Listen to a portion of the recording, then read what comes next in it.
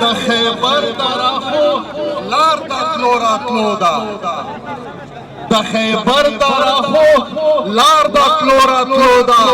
په کابل او پېښور کې افغان یو دی بسم الله الرحمن الرحیم په ټولو نه اول چې په سټیج څومره مشرون ناست دي هسې کای په پنډال شکل مشرون دي داسې کای چې د څومره ځوانان د پښتونخوا وطن د ګوټ ګوټ ناروغلي ایستی و ټول ځوانانو ته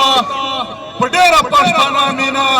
د مینې ډک سلامونه الله مو تل روواله خوښه دا وستا ملګري په سټیج باندې مشرون زیات دي د هر یو مشر مجلس ضروري دی چې ویې کړو نو زه صرف دا څو خبرې کړل غواړه اوږدې خبرې نه کړي په ټولو نه اول خو چې د څومره ځوانان د پښتونخوا وطن د کومه برخه نه د کوم کلي ناروغلي ایستی د توس همت ته سلام د توس حوصلې ته سلام د توس افغانیت ته سلام چې توس په دا حالات ښه دغسې کې تر ورسېدستی ملګري په میشتوس باندې په دغه قوم باندې په شریکه یو داسې دشمن لګیا دی چې دا ته نه کسي چې ته د کوم تنظیم سره یې ته د کوم ګوند سره یې ته د کومې پیشې سره یې ته د کوم کلي سره یې خو داسې یو شریک دشمن په دا خوره چې کوم میشت قوم دی پښتون افغان د دغه په وجود لګیا شوی دی چې که میشتوس دارنګه سره یو نه شوي دارنګه به لوس سره ور نه کړل ایژه په ایژه سره راون نه شوي دا به لو ټول خوري دا میشتوس د یغه پرې لمف کوي چې میشتوس څه پرې د ده لوس نه وي نیولی او خپل لوس مو یې د ده خوله ته سیکړی په ورکړی د یغه پرې مو نه پرېږدو نو دا ټول ځوانان په ټولو نه اول خبره ضروري دا ده چې میشتوسو په هره ونه سره ټول ملګري ستړیږي مختلف تکلیفات وي خو ډېره لویه حوصله وکړي په خپل مان شو میشتوس ورورګري جوړوي په خپل مان شو یو بل سره برداشت کوي په خپل مان شو یو بل سره معاف کوي خو دښمن ته میشتوس په شریکه داسې سیک ورکوي چې بیا په پښتونخوا وطن ښه د ظلم سوچ ونه کړو میشتوس په دا خوره باندې د سړی کولینه پروته وي داسې نه ده چې دا خوره دا وطن میش ته چا په خیریات شر کړی دی په دغه وطن میش د سړی کولینه دا پښتون افغان کوم ابود دي نو په دا خوره باندې و هېچا ته اجازات نشته که کوم یو شریف وي که شاباش شریف دی که رحیم شریف دی که بل شریف دی یا د هېڅ حق نشته چې په دا خوره باندې په دا خوره د فیصلې کړلی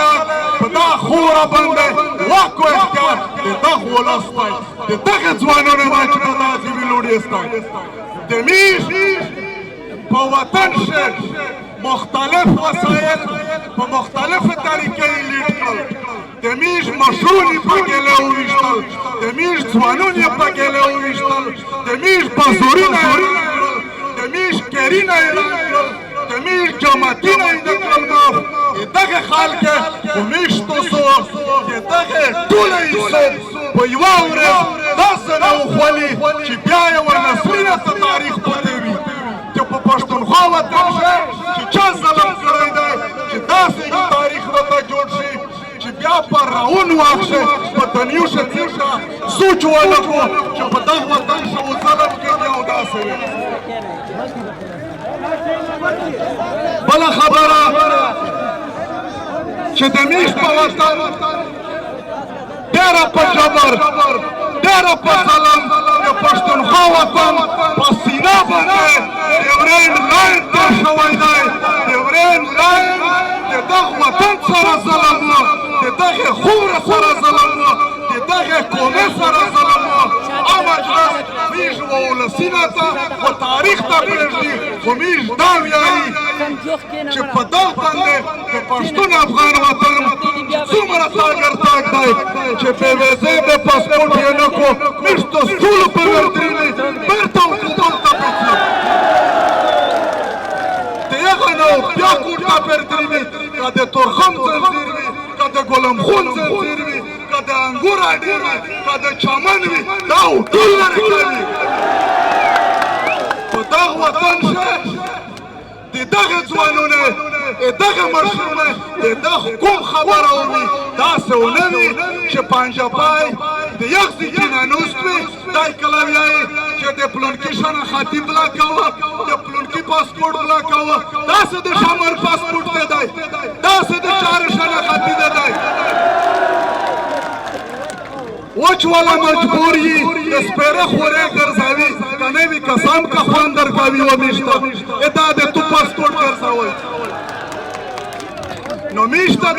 دا دمکې نه رکوي په خپل وطن د خپل وطن اختیار په دا خوره باندې د دغه وطن ابودي دا د میش د دغه ځوانانو په مټینه دو دا د دا حکومت په مټینه باندې